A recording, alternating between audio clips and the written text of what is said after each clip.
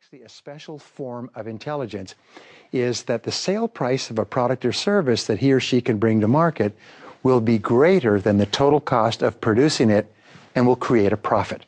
That's the insight.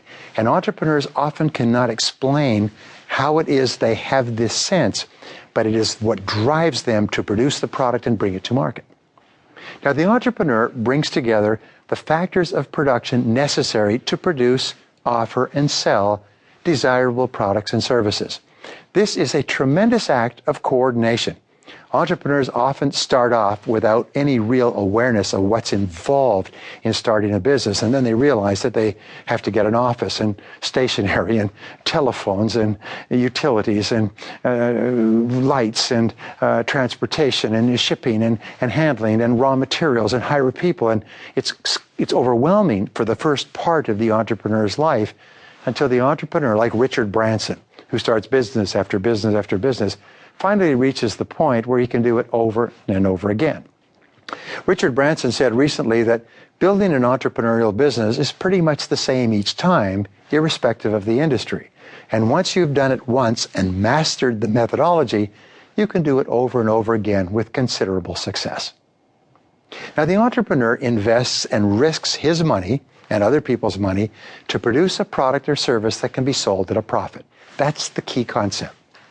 Entrepreneurs are those who are capable of bringing together money, raw materials, manufacturing facilities, skilled labor, land, buildings, everything necessary that is required to produce a product or service, and that's quite an undertaking.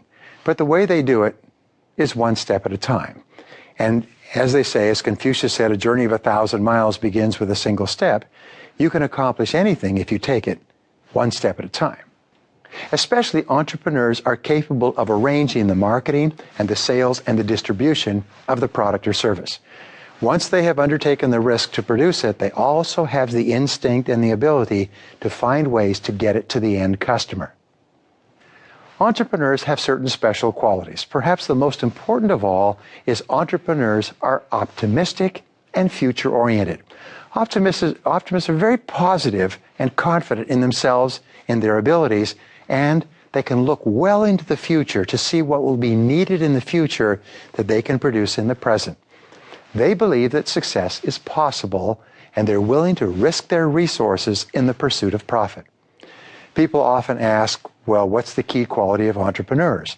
And the bottom line is they say, well, entrepreneurs are risk takers. Lots of research on this is, can entrepreneurship be taught?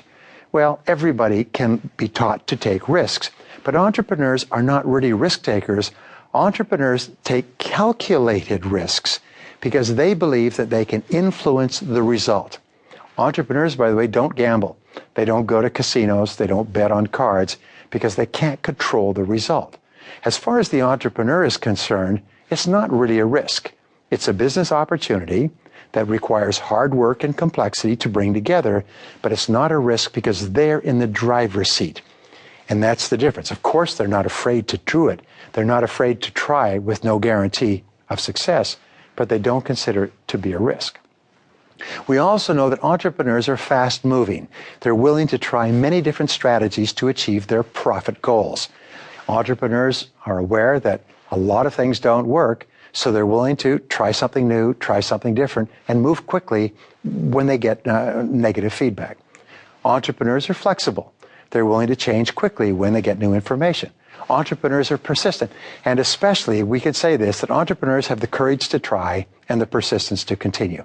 They're determined to succeed, especially because their own money and their own ego are at stake. Once they start a business, they are really concerned about making it work because they don't want to be embarrassed in front of other people. Entrepreneurs are skilled at selling against competition by creating and exploiting what are called perceptions of difference and uniqueness in their products and services.